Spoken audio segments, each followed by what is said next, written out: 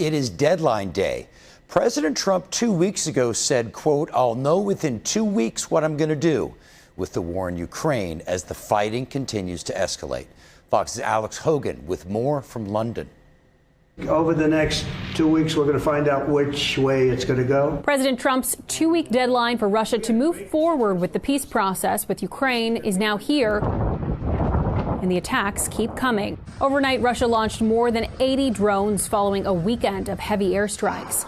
The White House has floated the idea of more sanctions on countries that buy embargoed Russian oil, like China and India. It fuels the Russian war machine. India is nothing but a laundromat for the Kremlin. But Russian President Putin is working to stop his country from being isolated. On Monday, he met with the Chinese and Indian presidents at a summit aimed at strengthening cooperation. We highly appreciate the efforts and proposals of China and India aimed at facilitating the settlement of the Ukrainian crisis.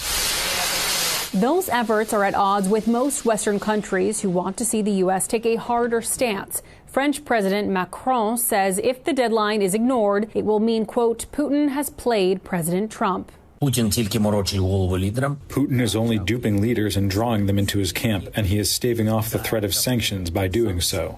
Meanwhile, a suspected Russian GPS jamming attack hit a plane carrying European Commission President Ursula von der Leyen on Monday. The plane landed safely, but officials say this underscores the growing threat from Moscow. This will only reinforce even further our unshakable commitment to ramp up defense capabilities.